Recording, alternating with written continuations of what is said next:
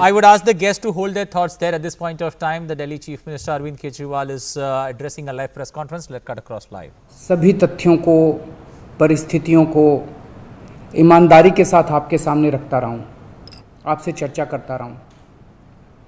एक चीज़ हम लोगों ने हमेशा गांठ बांध के रखी, आपको कभी गलत तथ्य नहीं दिए, आपसे कभी झूठ नहीं बोला, जो था आपके सामने रख दिया। अगर स्थिति अच्छी थी तो भी आपको बताया, स्थिति खराब थी तो भी आपको हमने ईमानदारी से बताया, क्योंकि हम पहले दिन से समझ गए थे कि ये इतनी बड़ी आपदा है कि आपके साथ के बिना, जनता के साथ के बिना अकेले इस आपदा से सरकार सामना नहीं कर सकते। जनता का सहयोग और जनता की सहभागिता इस पूरे संघर्ष में बेहद ज़रूरी है। और जब तक जनता को सच नहीं बताया जाएगा, सारे तथ्य जनता के सामने नहीं रखे जाएंगे, तब तक जनता की भागीदारी सुनिश्चित करना असंभव था। इसीलिए हमने हर चीज़ आपके सामने रखी। हमने टेस्ट नहीं कम होने दिए। आज दिल्ली के अंदर सबसे ज़्यादा टेस्ट हो रहे हैं। मैं तो ये कहूँगा कि अगर प्रति 10 लाख की पॉपुलेशन पे देखा जाए तो शायद पूरी दुनिया में सबसे ज़्यादा टेस्ट दिल्ली में हो रहे हैं। मैंने देखा कि कई जगहों पे उन्होंने टेस्ट कम कर दिए। टेस्ट कम कर दिए तो केस कम आने लग गए। इस तरह से तथ्यों के साथ कई जगह हेरफेर करने की कोशिश की गई। हमने ऐसा नहीं किया। हमने टेस्ट कम नहीं किए, उल्टे कम करने की वजह हमने दिल्ली में टेस्ट कई गुने बढ़ा दिए। आज लगभग 1 लाख टेस्ट दिल्ली में डेली हो रहे हैं। हमने मौत के आंकड़े आपसे नहीं छुपाए। जितनी मौतें होती थी हमने सब आपके सामने रखी, ईमानदारी से रखी। अगर ज़्यादा हो रही थी तो ज़्यादा बताई, कम हो रही थी तो कम बताई। कितने बेड्स हैं, कितने आईसीयू बेड्स हैं, क्या परिस्थितियां हैं, हर चीज़ आपके सामने ईमानदारी के साथ रखी। और इसी वजह से जब भी हमने कड़े निर्णय लिए, हमें आपका पूरा सहयोग मिला, दिल्ली की जनता का पूरा सहयोग मिला। मैं हमेशा कहता हूं कि हमारी दिल्ली एक परिवार है। दिल्ली के 2 करोड़ लोग एक परिवार हैं। और जब परिवार में कोई आपदा आती है तो सारे परिवार के लोग मिलकर उसका सामना करते हैं। अब भी हम सभी मिलकर इसका सामना करेंगे। पहले भी जीत हुई थी, अब भी जीत होगी। आज दिल्ली में क्या परिस्थिति है?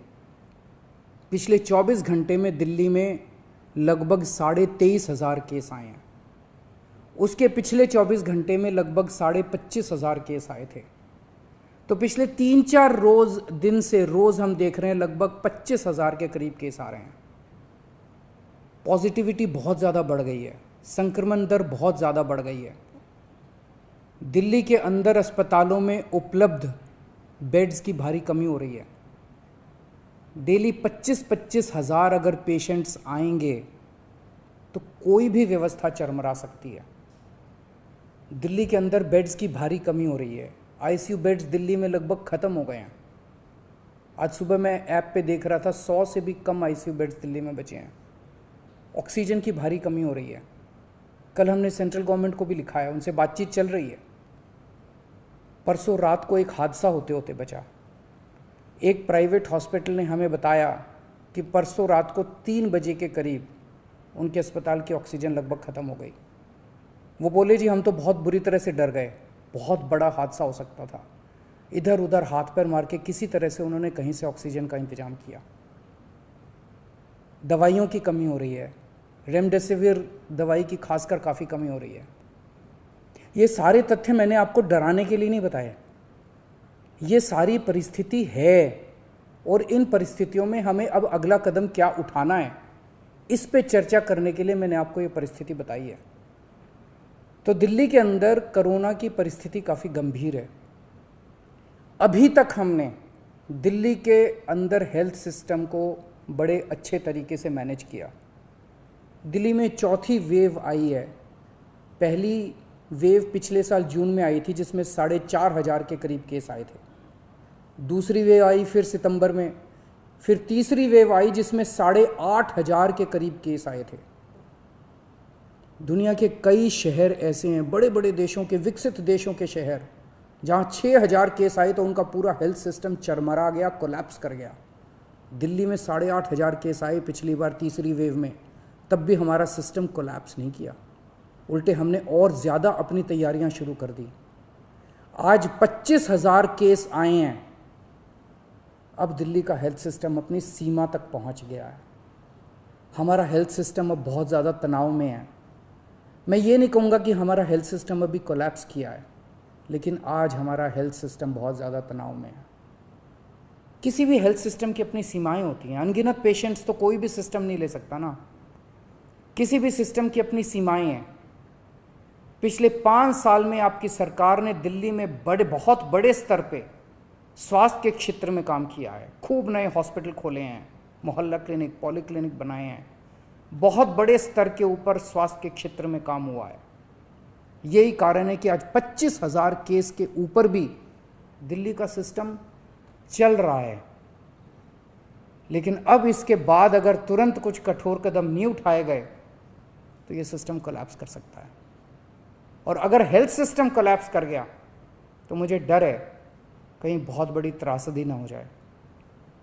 जैसे मैंने बताया कि कल एक अस्पताल में ऑक्सीजन बिल्कुल ख़त्म हो गई थी और बहुत बड़ी त्रासदी होते होते बची। मैंने वीडियोस देखे हैं, तस्वीरें देखी हैं, आपने भी देखी होंगी सोशल मीडिया पे।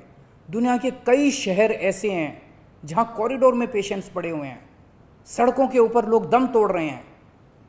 अभी तक हमने दिल्ली को उस किस्म की त्रासदी से बचाया है, वैसा नहीं होने दिया।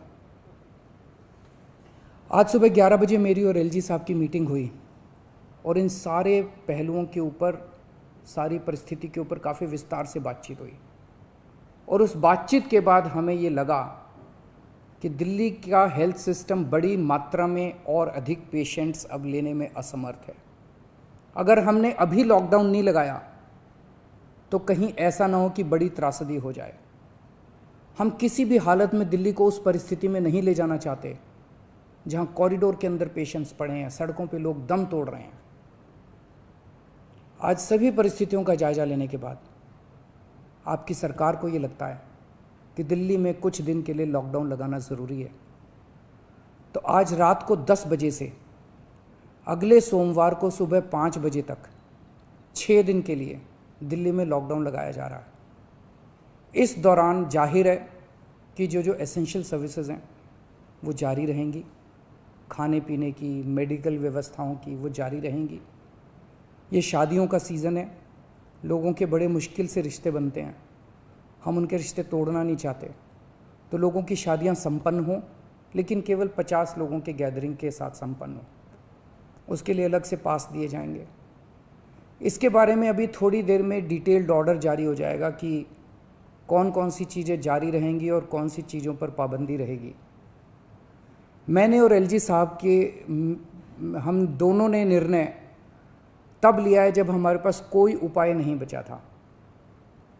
हमारे लिए निर्णय लेना आसान नहीं था, क्योंकि मैं समझ सकता हूं कि लॉकडाउन के दौरान किस तरह से लोगों के रोज़गार ख़त्म हो जाते हैं, लोगों की कमाई ख़त्म हो जाती है, और ख़ासकर सबसे गरीब तबके के लिए तो ये बेहद मुश्किल होता है। जो दिहाड़ी करके रोज़ कमाते हैं उनके लिए तो बेहद मुश्किल हो जाता है।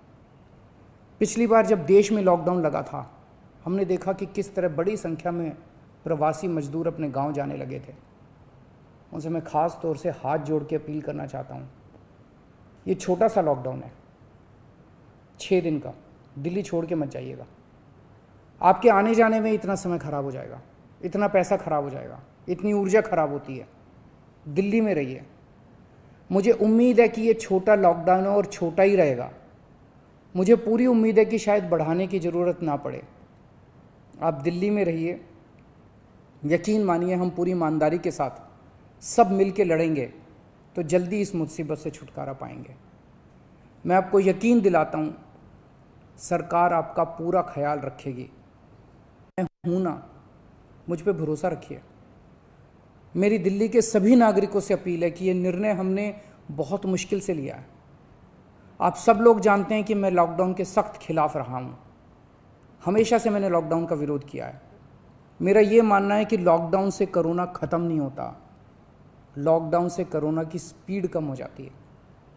मेरा हमेशा ये मानना है कि अगर किसी भी शहर या राज्य की स्वास्थ्य व्यवस्था अपनी सीमा तक पहुंच जाए तो लॉकडाउन लगाना ज़रूरी हो जाता है, ताकि पेशेंट्स का नंबर कम हो जाए, ताकि हेल्थ सिस्टम को और दुरुस्त किया जा सके। ये जो 6 दिन का लॉकडाउन हम लगा रहे हैं, ये जो 6 दिन हम ले रहे हैं आपसे, इन 6 दिनों के अंदर हम बहुत बड़े स्तर के ऊपर और दिल्ली में बेड्स की व्यवस्था करेंगे। केंद्र से हम मदद मांग रहे हैं, उनसे लगातार संपर्क में हैं। केंद्र सरकार हमारी मदद भी कर रही है, उसके लिए हम केंद्र सरकार के शुक्रगुजार हैं। उनसे ऑक्सीजन की व्यवस्था करेंगे, दवाइयों की व्यवस्था करेंगे। इस लॉकडाउन के समय को हम इन सब चीज़ों के लिए इस्तेमाल करेंगे। मेरी अब सब लोगों से गुजारिश है कि लॉकडाउन का पूरी तरह से पालन करें, घर से बाहर इस दौरान ना निकलें। पहले भी हमने कई कठिन निर्णय लिए और आपने मेरा पूरा साथ दिया। मुझे पूरी उम्मीद है आज भी आप मेरा साथ देंगे। हम मिलके इसका मुकाबला करेंगे और ज़रूर जीतेंगे।